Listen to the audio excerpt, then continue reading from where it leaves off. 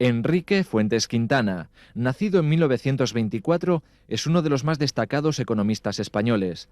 Doctor en Derecho y Ciencias Políticas y Económicas por la Universidad Central, ha sido catedrático de Economía Política y Hacienda Pública. Muy vinculado a las cajas de ahorros y a sus estudios de investigación económica, es presidente de honor de su fundación. Ha sido galardonado con numerosos premios nacionales e internacionales. En 1978 fue nombrado por Adolfo Suárez vicepresidente económico, cargo desde el que fue uno de los promotores de los pactos de la Moncloa.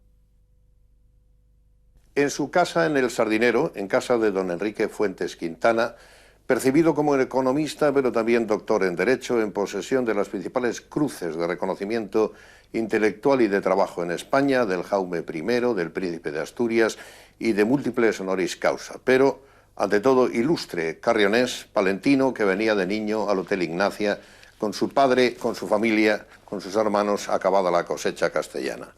Hoy le sometemos a una larga conversación amable cuando se repone de una caída y está a punto de marcharse a Madrid. Es una histórica oportunidad para mirar al pasado, para mirar al presente, para hacer algunas preguntas sobre el mundo y otras, sobre todo, sobre Cantabria y sobre España. Es un placer para Telecabarga poder tener a un interlocutor de la categoría intelectual transdisciplinaria que no usa metalenguaje, que unas veces habla de economía y otras habla también de experiencias políticas. Don Enrique, su libro actual, que le ha debido de llevar mucho tiempo, habla de la economía y de los economistas. ¿Existen escuelas españolas de economía? ¿Existen economistas diferenciados con contribuciones específicas al conjunto de la doctrina en Europa y sobre todo en el desarrollo de nuestro país? Sin duda, cada uno hemos tenido una especialidad, porque en la economía hoy es indispensable esa especialización con objeto de adquirir ideas claras, fomentar la investigación y acabar esa investigación que a veces cuesta mucho. Y realmente lo que es cierto es que ha habido una dedicación variada del conjunto de los economistas que permiten cubrir el campo entero de la economía y adquirir pues una valoración adecuada del conjunto de los problemas económicos de España. Yo creo que esta generación ha surgido fundamentalmente de la fundación de la Facultad de Ciencias Económicas en Madrid. Esta constitución de la facultad llevó a todos los nombres que usted acaba de decir justamente al estudio en la universidad para adquirir con otras facultades una información complementaria y formación complementaria sobre economía. Yo, por ejemplo, estudié Derecho y estudiando Derecho pasé, cuando se crea la Facultad de Ciencias Económicas, a matricularme en Economía, porque me había encantado la economía en el curso que yo había dado en Derecho de la misma, y por lo tanto pues surgió un núcleo de gente con una gran vocación, que nos encontramos justamente pues en los momentos en los cuales España gravitaba hacia una liberalización que concluyó afortunadamente en una democracia que nos permitió ejercer dentro de la sociedad nuestro oficio de economistas, nuestra profesión convertida en una profesión ilusionante, porque se encontraba España en un momento en que era posible ayudar al prójimo para resolver los problemas españoles.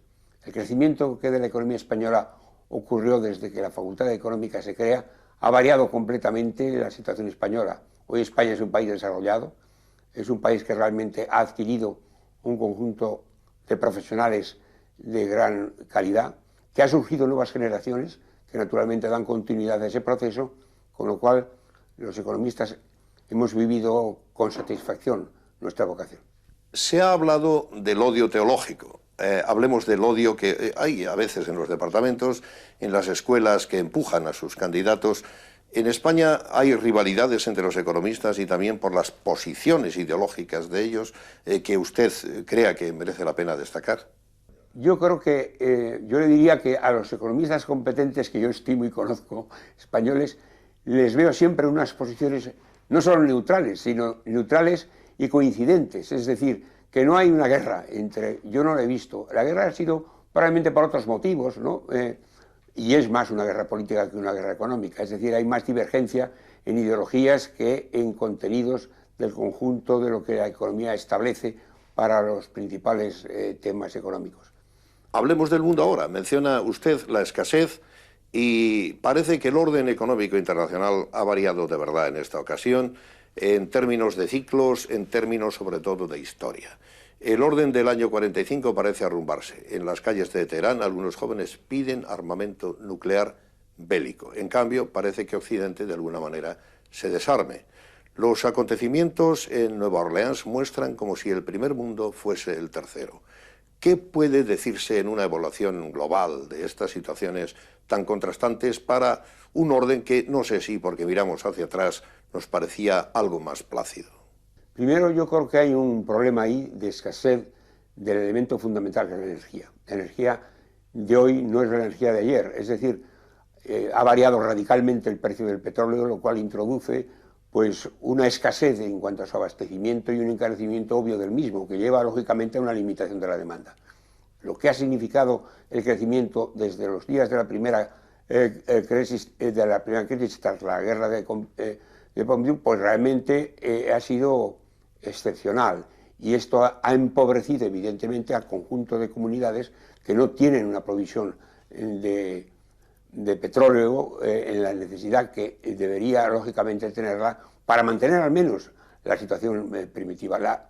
La crisis española que nosotros vivimos inicialmente, lo que partió fue de esa escasez del petróleo, de esa multiplicación del petróleo que empobrecía fulminantemente la riqueza y disponibilidades del conjunto de la situación. Luego está la variación de otras energías, es decir, hoy la energía nuclear no ocupa en la mayor parte de las economías la valoración y el acomodo que debería tener como energía sustitutoria.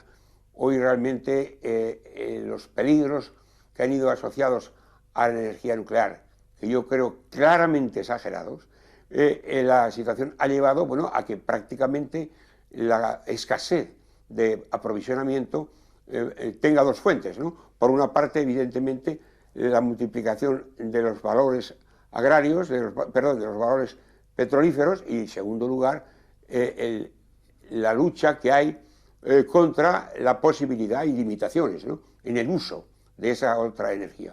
Hoy se están corrigiendo esa situación y probablemente iremos a una situación más equilibrada, pero con todo, ese problema de la energía constituirá para España en su presente y para el mundo en general también en su presente una cuestión grave, porque su precio encarece la materia prima y lógicamente limita las posibilidades productivas. La globalización es un concepto que se maneja mucho, cómo se explota en distintas esquinas del mundo la posibilidad de variedades de la riqueza en una especie de último recurso, dicen algunos, del capitalismo. No sé cómo verá usted esto, el modelo de China con crecimiento económico poderoso y en cambio con relapsos, con dificultad para moverse de la quietud política en la que se encuentran. ¿Qué evaluación realiza de esta situación? Bien, es un problema que yo creo que es importante, pero tampoco conviene exagerarlo. Y no conviene exagerarlo porque la sorpresa que siempre da el conjunto de las producciones del este, ¿no?, y básicamente todas las que provienen de la economía colectiva, son realmente hechos que suelen registrar más limitaciones de las que uno creía en su funcionamiento. La calidad, por ejemplo, de los productos chinos en todas sus manifestaciones es evidente. Hoy serán baratos, pero no encontrará usted a muchos españoles que adquieran los zapatos correspondientes o los calzados que vienen de China. China realmente tiene, además, las dificultades que plantea los distintos problemas, porque ellos han partido de lo que es un monopolismo, pero un monopolismo utilizado de una manera muy negativa o muy fuerte, un ingrediente muy fuerte. Es decir, hoy el conjunto de la producción es elevado porque los precios los han reducido por bajo de todo límite y las materias primas también. La apreciación en el mercado del conjunto de estos productos por la mayor parte de los consumidores no es elevada. No quiere esto decir que en el futuro no puedan hacerlo, pero yo creo que ocurrirán con más lentitud esos cambios y sin tanta dramatismo como hoy se vive, que se vive en razón de que es una producción nueva que invade el mercado y que lógicamente reclama pues una atención del conjunto de los demandantes. Con todo, yo creo que será asimilable, como lo han sido otras producciones del este. Europa tiene, se dice, un importante frenazo, sobre todo de la maquinaria francesa de los enemigos antiguos de la Guerra Mundial, que eran Alemania y Francia. ¿Cómo ve usted este parón, si es que lo hay, y si nosotros debemos seguir con nuestros propios mecanismos o, naturalmente, vinculados como hasta ahora a la espera de que pueda rehacerse esta especie de paralización que algunos detectan? Yo creo sinceramente que hay un problema que explica bastantes cosas de esa situación y que fundamentalmente es la población, el aumento de lo que ha sido la longitud de la vida de los países occidentales y fundamentalmente de los que usted me cita, la salud ha abierto, obviamente, la puerta de la multiplicación de la población, y eso naturalmente plantea unos problemas muy importantes desde el punto de vista de la provisión de un crecimiento del nivel de vida semejante al que se vivió con una población numerosa en su trabajo, pero menor en cuanto representaba simplemente su concurso como un habitante más del país. Hoy el conjunto de la población ha crecido de una manera excepcional y ha planteado en todos los países y fundamentalmente en los tres que le decía, Italia, Francia y Alemania, unos problemas de aprovisionamiento grandes, unos problemas realmente, diríamos, de mantenimiento de los niveles muy extenso, y esa circunstancia naturalmente crea un problema muy profundo que se está viviendo hoy con un dramatismo inicial, pero que requiere una atención prioritaria en el tiempo y una concienciación del conjunto de los nacionales de esos países de ver cómo se puede combinar moderando algunos de los costes que ellos tienen. Por ejemplo, el crecimiento de muchos de los productos que allí existen y básicamente también los derivados de las retribuciones salariales, del nivel de vida que tienen esas poblaciones. Hay que cambiar un poco, don Enrique, quizás la dinámica de la conversación. ¿Se le tentó a usted en alguna ocasión en el régimen de Franco para ser ministro? No, yo no tuve ninguna oferta por parte del gobierno y por lo tanto no se me planteó ese problema, ¿no? Yo lo que tenía presente es que daría una negativa, pero no tanto por motivos políticos, para reafirmar lo que podía ser una oposición a la situación franquista de un contenido pues demasiado totalitario. Pero no se me planteó el problema sencillamente porque realmente la pregunta no se me hizo. La primera oferta que yo tuve procede del presidente Suárez y está encartada en la primera de los nombramientos del gobierno que él hace. Yo tuve una oferta del Ministerio de Comercio, el cual no acepté porque las condiciones en las cuales realmente se me ofrecía no me interesaron. Yo no creía que podía hacer desde el Ministerio de Comercio una labor que fuese para mí útil y para el país también, que no podía responder a lo que serían los problemas básicos que tenía planteados el país. Y yo dije que no en razón de esa circunstancia, lo cual sentó mal a algunos ministros, no a Suárez, que es desgraciadamente en mal estado de salud, lo que es para los que le hemos conocido y hemos vivido con él una gran tragedia, que realmente, bueno, pues no creían que ese no se produjera. ¿Esperaba usted que pudiésemos llegar a la democracia en España sin violencia y sin enfrentamientos? Yo no creo eso. Yo creo que realmente en eso se ha exagerado mucho respecto de odios o situaciones críticas, ¿no? Yo creo que en general los políticos, cuando obtienen una negativa, pues realmente lo que hacen sencillamente pues es llamar a otra persona. Y el tiempo cura fundamentalmente estas heridas. No hay nadie tan genial que no sea sustituible. ¿A quién le costó más convencer para realizar los pactos de la Moncloa? ¿Cómo fueron las relaciones en aquella época con Suárez y con el resto de los políticos y de las expectativas nacionales?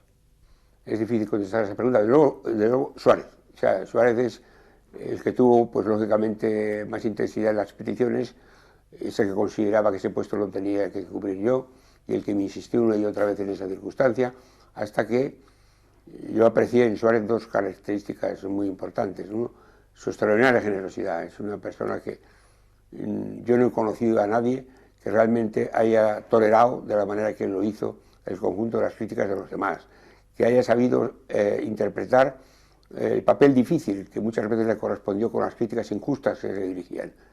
Y realmente la fuerza que él puso y el desinterés, diríamos, económico político incluso que en él insistió para que realmente no aprovechase los cargos políticos en uso utilitario. Por otra parte, hay una cosa que quizá la gente no sepa, ¿no? Y es que nosotros, los honorarios que cobrábamos en el Ministerio de Economía, pusimos la condición de que se conservasen los existentes. Yo ganaba mucho menos dinero que el que ganaba en el Ministerio a consecuencia de mi desempeño como economista del Estado, y también la suma que a eso añadía el conjunto de la cátedra que desempeñaba. Pero todos lo consideramos como una etapa de sacrificio. Yo me alegré mucho en vivir con el conjunto de gente que conviví en aquellos momentos, porque era gente formidable. Yo no conocía a nadie de allí que tuviese intereses espurios o peticiones descabelladas o colaboraciones con empresas y entidades que suministrasen cantidades superiores de desarrollo. Yo doy muchas gracias a Dios de haber aceptado esa situación, porque me enseñó lo que es servir al país y realmente por mi parte aprender un ejemplo de quien me lo tenía que dar, que era el presidente del gobierno. Sin embargo, usted tuvo que dimitir. Tusell cuenta que fuese por humildad, habló usted de condiciones personales que no se cumplían, pero sobre todo de dificultades políticas dentro del propio gobierno. Tuvo usted que dejarlo. ¿Por qué? Bueno, hubo una especialmente importante que fueron la conducción de energía eléctrica. La energía eléctrica pasaba en España por la crisis brutal que derivaba lógicamente de la crisis petrolífera, que llevaba a que no hubiese otra alternativa que realmente aprovechar la energía española, ¿no? Entonces la energía se repartía en España entre las distintas centrales existentes, y lógicamente lo que ocurría era que había, según el número, diríamos, disponible de agua, existía un aprovisionamiento diferente que llevaba, lógicamente, a que no fuesen las situaciones de las provincias y de las distintas centrales las mismas. Había un remedio para tratar de evitar el coste de la electricidad, que era el obvio de establecer el principio de universalidad del conjunto de ese archivo, de ese total de agua que tenían cada una de las centrales. Y entonces yo quise establecer un consumo universal, que hubiese transferencias de unas a otras centrales para evitar que realmente se estuviese produciendo energía a costes superiores, utilizando los procedimientos que no eran la utilización de esa energía, digamos, limitada, pero importante. Se negaron absolutamente los productores de energía de España porque quisieron mantener su propio monopolio del total de la energía existente. Y eso me pareció realmente algo muy, muy criticable. Esa fue una divergencia que yo creo, aun por lo menos yo la consideré importante. Las demás han sido pequeñas cosas. En política todos los días parece que se va a hundir el mundo y luego no se hunde nada, porque si se tiene serenidad, que no es fácil, porque realmente el nerviosismo yo creo que es la principal debilidad que tiene la política, pues naturalmente lleva a enfrentamientos, y en mi caso, por lo menos yo no los conocí, no existieron. No sé lo que dirían en el café, pero realmente a mí no me dijeron gran cosa y lo que yo leí en los periódicos era perfectamente asimilable. Hablemos un poco de doctrina. En la predisciplina económica, al fin y al cabo, Ricardo era un jugador de bolsa y, aunque algo más, Marx era un periodista. La disciplina y los catedráticos y profesores empiezan en el 19 y usted, mucho tiempo después, es un ilustre miembro de ese corpus. ¿Es usted neoclásico? ¿Es keynesiano? ¿Cree usted en la intervención económica que hay después de estas dos discusiones? ¿Cómo sería su posición? Yo creo que hoy diríamos, esa diversificación hasta llegar a la enemistad, que se puede derivar de interpretar que las doctrinas definen la posición de uno y las contrarias a la posición de ese uno no son admitidas por el otro, estallando una especie de guerra que realmente separa al conjunto de los que son los intérpretes del conocimiento económico, es algo que ha desaparecido en gran parte en España. La última, probablemente, gran discusión ha sido el keynesianismo, aparte del marxismo, que tenía ya una anterioridad. Hoy hay una situación completamente distinta, es decir, lo que uno tiene o trata de conseguir es un conjunto de conocimiento de las posiciones razonables que existen en el momento presente. Aquí ha habido un valor importante, que es la difusión de todo el pensamiento económico. España tiene excelentes facultades, esto ha permitido llegar a conocimiento por parte de todos, y también tiene algo distinto, que es el contraste de la estadística y de la matemática. Comprobar la veracidad del conjunto de las proposiciones es un camino que realmente permite clarificar las posiciones que realmente importa defender, y muchas veces la inexistencia de una oposición realmente existente entre dos tendencias que antes se creían enemistadas. Yo esto creo que ha restaurado un orden diferente dentro del mundo de la economía, que ha llevado a que, bueno, yo no conozco ninguna persona con la que pueda tener una rivalidad por mis conocimientos económicos. Conozco a personas que saben o tienen más conocimientos que yo, de los cuales tengo mi celo y mi propósito de migración, mi celo de invitación y el propósito de inmigración en esos problemas, y luego después aquellos que realmente pues tienen la enemistad o la que se deriva de los puestos que otro economista deriva en unas posiciones más brillantes, pero que carecen de toda viabilidad. En síntesis, yo diría que quien hoy es enemigo de otro economista es un economista mal informado. Alude usted a la cleometría y sobre todo a la econometría, pero esto es para algunos un truco para disimular la ortodoxia de la economía pura bajo la que se disfrazan los neoclasicistas o los neoclásicos. En realidad, ¿se puede compatibilizar un desarrollo económico sin que lo haya político? ¿Cómo se resuelve esta discusión? Lo que es evidente es que hoy esa oposición es mucho menor que en el pasado y que está en gran parte, digamos, tamizada por el conjunto de lo que podía ser un conocimiento más detenido del conjunto de las doctrinas. Hoy la gente que estudia los problemas económicos difícilmente perdura en una división radical con otras personalidades. Yo temo mucho a los economistas enfrentados con otros economistas, porque generalmente los enfrentados están equivocados, o por lo menos exageran lo que es su posición existente. Yo creo que el mundo está más del lado del aprendizaje, del cambio y del conocimiento de lo que se hace, que permite, lógicamente, alcanzar un conocimiento mejor de la realidad, que debe ser la pretensión de todo científico. ¿Cree usted que peligra el conjunto nacional ante las asimetrías no políticas, sino las económicas, el que la asignación de recursos sea mucho más grande para unos que para otros? Bueno, ahí hay dos temas distintos, ¿no? El primero, que es el que usted dice, la división entre lo que son intereses, digamos, locales o intereses provinciales o de comunidades autónomas y los intereses generales, o los intereses de una nación y los intereses de un país.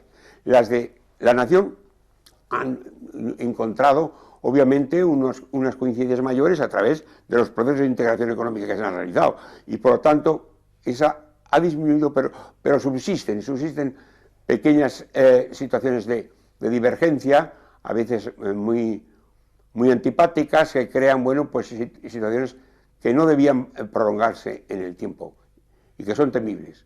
Es decir, para mí, una concepción distinta radicalmente de la que existe en España del conjunto de las entidades autonómicas y locales, me parece que es un peligro abierto, porque no existen realmente todos los elementos que podíamos conocer para decidir con neutralidad y con fortuna. Hay un elemento, o hay elementos claramente de oposición que derivan del aislamiento del local en donde se hace la afirmación, y esa circunstancia hay que cuidarla. España la cuida muchas veces porque se le ha planteado en su historia con reiteración, y sin embargo el llegar a una posibilidad hoy parece un poco más difícil, más costosa, y lógicamente esa es la que yo creo que hay que medir y pesar, porque creo que realmente sería un error tratar de incurrir en posiciones opuestas cuando no existen razones evidentes de productividad, ¿no? ¿Considera usted, don Enrique, que la política inmigratoria es correcta? ¿Debemos ser solidarios o hay que hacer limitaciones y selecciones para no incurrir en la demagogia? Yo en lo que conozco, la inmigración tiene unos elementos muy productivos, muy importantes, pero también puede tener la admisión de un conjunto de gente exterior que no sea tan vigorosa al incorporar, tan vigorosa y tan, digamos, tan laborable, tan elaboradora del conjunto de los problemas o resolvedora de estos como debía de ser. Es un problema, yo creo, interesante. A mí me gustaría que no se resolviese por el problema de la prohibición, sino que realmente hiciésemos una selección numerosa que necesitamos, pero más limitada quizá en cuanto a la calidad de muchos de ellos, porque el peligro está obviamente en quienes, perteneciendo a la tendencia migratoria, tienen un comportamiento inadecuado en el mercado de trabajo. ¿Cuál es el capítulo tecnológico? La importancia de la economía vista no como escasez con bienes dados, sino como recursos a llegar a través de la implementación que produce la tecnología. ¿Cuál es el papel que le asigna usted a nuestro desarrollo a este capítulo? Esta es una gran preocupación de miembros destacados del actual gobierno, que han creído fundamentalmente que debe existir una atención prioritaria al I+D+I, es decir, al conjunto de las investigaciones, más al conjunto del desarrollo de esas investigaciones y tratar de que esa situación no permanezca, diríamos, sobre las manos de quienes realmente están simplemente dentro de la producción, sino también en el propio gobierno, que estimule lo que puede ser el I+D+I. Bueno, hasta la fecha eso ha alcanzado pues una prosa muy intensa. El gobierno lo ha incorporado como un elemento fundamental. A mí me gustaría que efectivamente el I+D+I fuese una preocupación diaria de todos los que gobiernan, no solamente de quien está al frente, diríamos, del gobierno, que ha manifestado una y otra vez esa tendencia, pero que luego después no ha sido tan fructífera en el conjunto de sus creaciones, ¿no?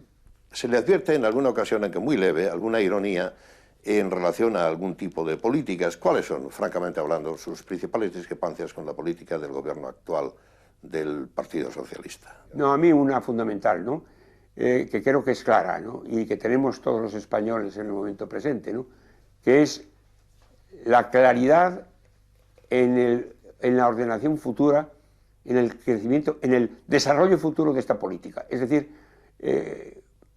se ha definido con reiteración algunos de los objetivos de esta política, pero lo que hoy existe son grandes incógnitas sobre aspectos fundamentales. Yo no critico tanto la política existente, pero la política existente me asusta por lo que podríamos llamar la indeterminación de algunos problemas por falta de clarificación de a dónde vamos. Es decir, ¿a dónde vamos? Es una pregunta con concreción, dicha y resuelta con claridad, que se sepa dónde vamos en cada uno de los problemas, es realmente algo necesario en economía, porque la seguridad en muchas de las actividades es una exigencia primaria de lo que es los planes de futuro, ¿no? Y aquí es donde me parece que existe la debilidad.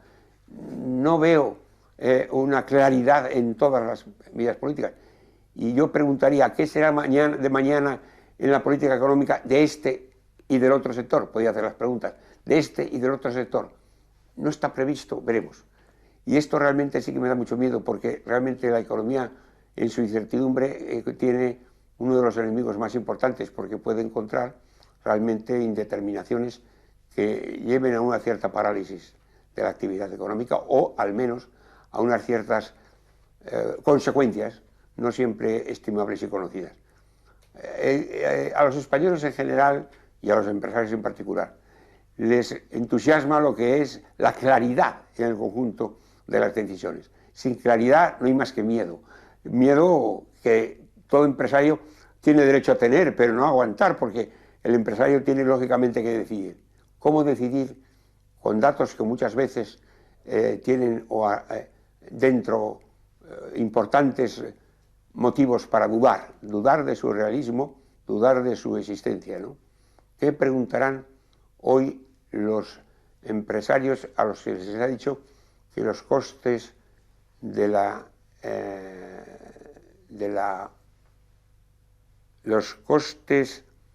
medicina subirán el 1500%, promesa del Ministerio?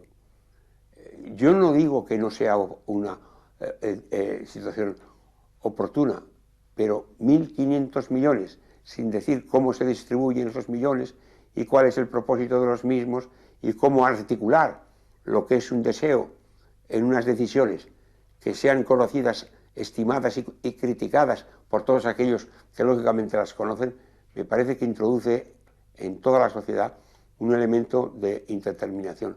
No quiere decir esto que después no lo hagan bien, pero realmente hay riesgo de que el riesgo constituya un objetivo que detenga, paralice o al menos detenga el ritmo con el que crece el conjunto de la actividad económica. En posesión de tantos premios, de un indiscutible reconocimiento social, académico, profesional, como doctor y como ilustre economista, ¿qué es lo que no ha hecho? ¿Qué es lo que realmente tiene pendiente, sea en la obra escrita o en la economía aplicada? Yo creo que primero todos esos títulos que usted ha dicho proceden de la generosidad de mis amigos, porque realmente la suma de tantos premios que yo agradezco, por supuesto, porque siempre el premio lo que hace es estimular lo que es el defecto fundamental, pero yo creo que el problema que a mí me gustaría tener tiempo para desarrollarlo más, yo acabo de terminar el libro con 6 volúmenes y muchas páginas, ahí lo tengo y lo verá usted, que realmente ha incorporado a más de 162 trabajadores, economistas, que han hecho cada uno su capítulo. Yo querría tratar de ver cómo podemos realizar una aventura distinta, que es para determinados sectores establecer estudios adicionales. Por ejemplo, yo creo que uno de los problemas más importantes que hoy tiene planteados la economía española es el repaso que se está dando, sin haberse terminado, al cuadro de imposición española. Los españoles estamos pagando una cantidad de impuestos grande, pero menor que otros países, a pesar de que nos suele. Bueno, es casi seguro que vaya a aumentar la presión fiscal. ¿De qué manera? ¿Cuándo? Eso sería un título que a mí me gustaría realmente sobre el cual escribir y hablar, ¿no? Otro es el problema fundamental de mis tierras de Castilla. Castilla constituye un país con unos problemas actuales de crecimiento extraordinarios. Conserva los valores eternos que siempre ha tenido y, claro, recorrer el conjunto de sus tesoros artísticos de una u otra naturaleza, alegra a quien las tiene, pero se ha quedado demasiado reducida en sus actividades. Y yo creo que convendría que reciba al menos la misma atención que están recibiendo las comunidades de otros países. Y creo que otros economistas tendrían también la posibilidad de hacer planes de dirección y acción creo que en definitiva ese escenario de la división y atención de las comunidades pobres es algo muy importante. Catedrático de Derecho, catedrático y también fiscalista.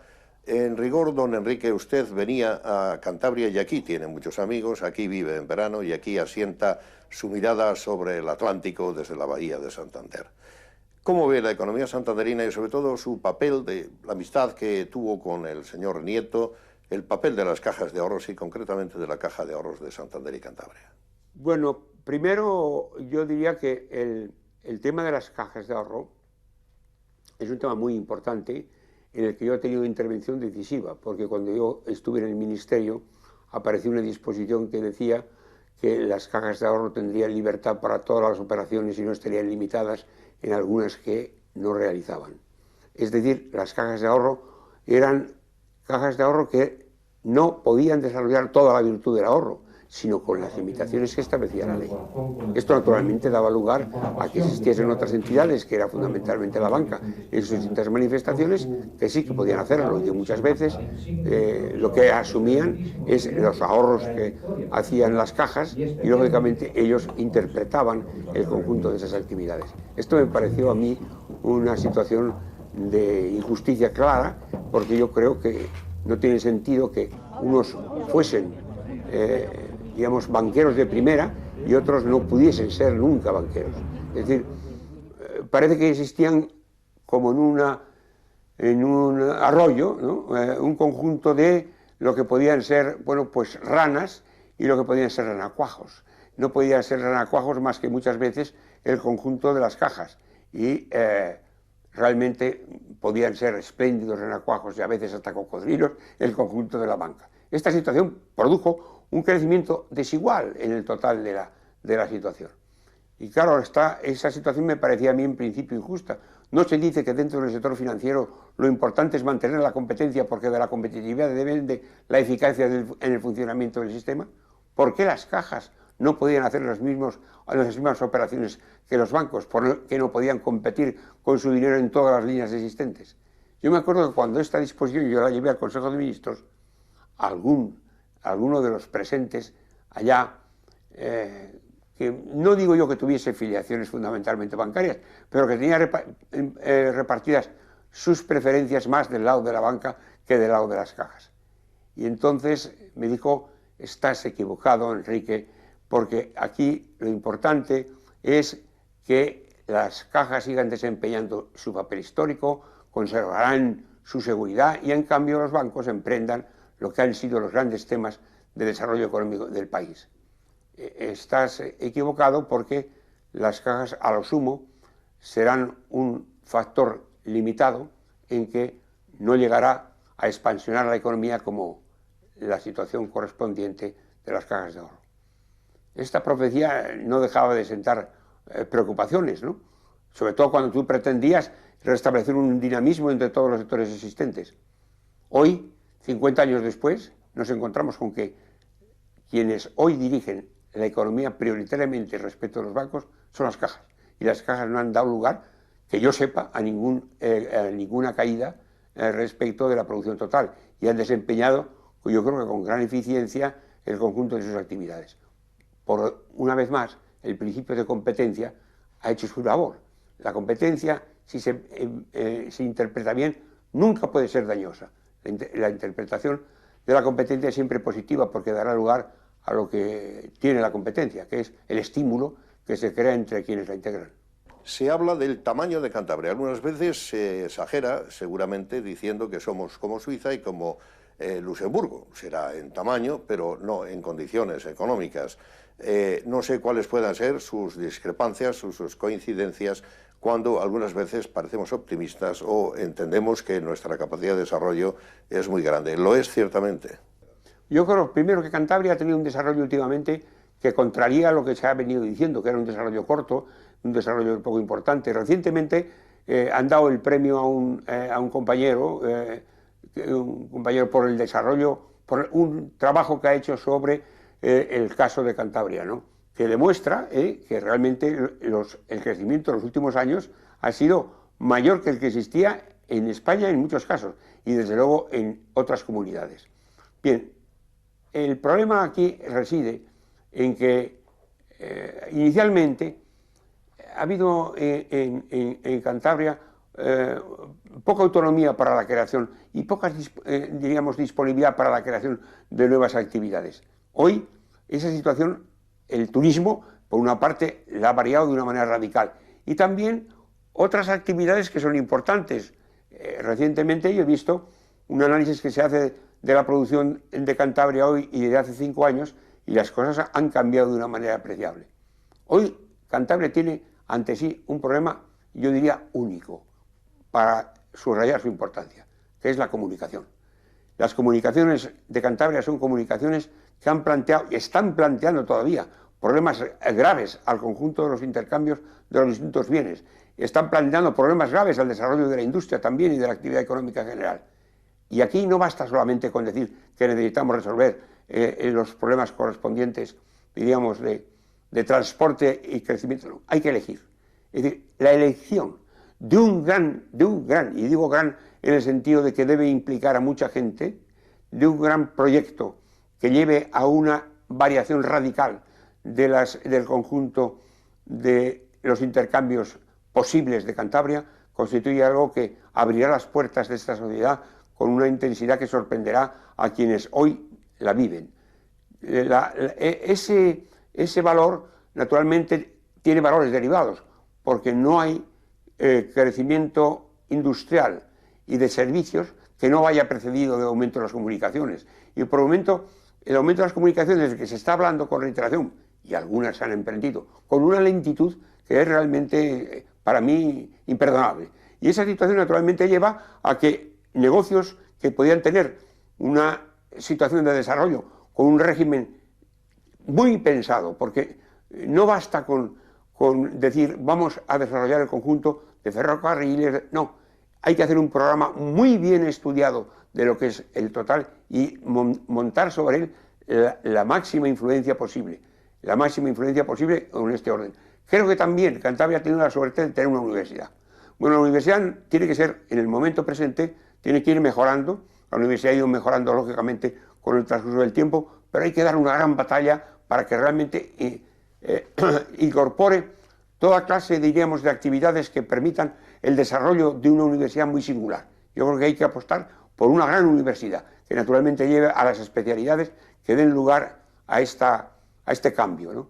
Yo creo que si esto se hiciese aquí, nos sorprendería lo que puede ocurrir, porque yo creo mucho en la posibilidad, primero de la zona, que tiene un encuadre muy importante, y segundo, de la gente, que tiene unas características, o puede tenerlas, de formación y realmente de contribución al desarrollo de la actividad productiva muy considerables, ¿no? ¿Cuál ha de ser la prelación, en todo caso, de los sectores, don Enrique? ¿Qué es a lo que hay que enfatizar una mayor asignación de recursos y más importancia para el desarrollo económico de nuestra región? Bueno, yo creo que el orden primario sería en los transportes elementales primero, pero de toda clase. Luego después iríamos a todo lo que significa el transporte y la comunicación que realmente lleva a una multiplicación que es indispensable ya para la industria y que realmente además, como es evidente, genera actividades industriales por sí misma. Y ahí me parece que existen dos sectores importantes. Pero ahí yo diría algo que comprometa a nuestros